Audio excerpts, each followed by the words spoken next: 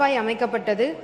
இது இறுதியாக பரநாற்றின் நிரந்தர திசை திருப்பு கால்வாயில் கலக்கிறது. மேலும் சுற்றியுள்ள பகுதிகளை பாதுகாப்பதற்காக போதுமான அகலம் உயரத்துடன் ஒரு பாதுகாப்பு கரை கட்டப்பட்டுள்ளது.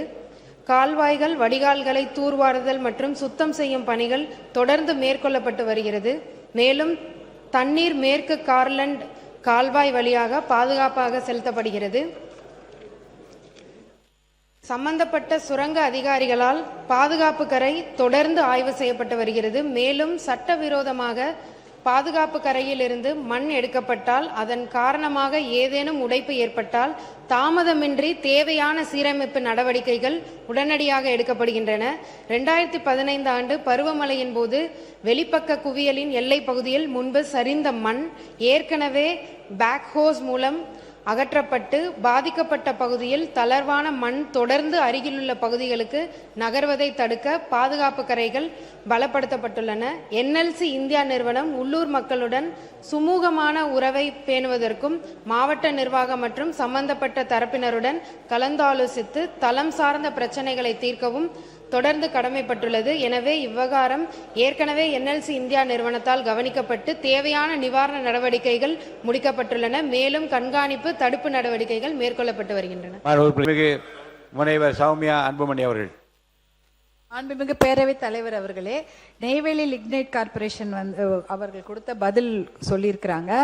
ஆனா பாத்தீங்கன்னா CSR கார்பரேட் சோஷியல் ரெஸ்பான்சிபிலிட்டிக்கு ஒரு சதவீதம் கொடுக்கணும். அதை மட்டும் அவங்க கொடுக்குறாங்களான்னு பாருங்க, கிடையவே கிடையாது.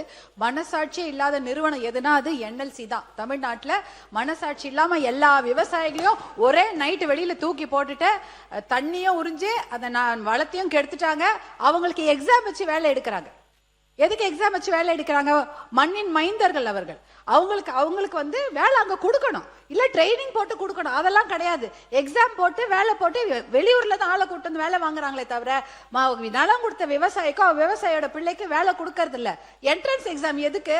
+2 மெடிக்கல் சீட்டா கொடுக்குறாங்க. என்ட்ரன்ஸ் எக்ஸாம் கொடுத்து வேலை எடுத்துட்டு இருக்காங்க. அதனால NLC கொடுக்குற எந்த தகவலுமே அது உண்மைக்கு புறமான தகவலா தான் இருக்கும்.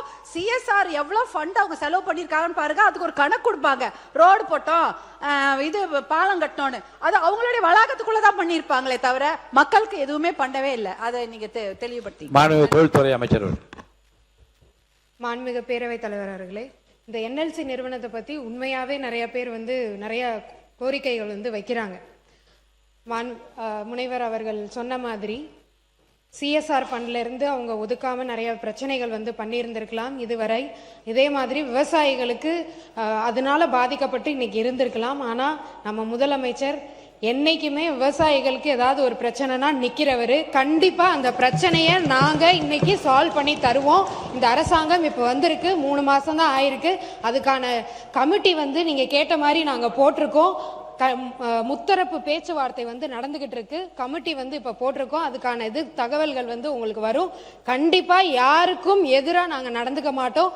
விவசாயிகளுக்கு கண்டிப்பா சப்போர்ட்டா இருப்போம், மக்களுக்கும் சப்போர்ட்டா இருப்போம். அதே NLC நிறுவனம் அந்த மாதிரி இருக்காங்க அப்படின்னா அதுக்கான நடவடிக்கை இந்த அரசாங்கம் கண்டிப்பா எடுக்கும்.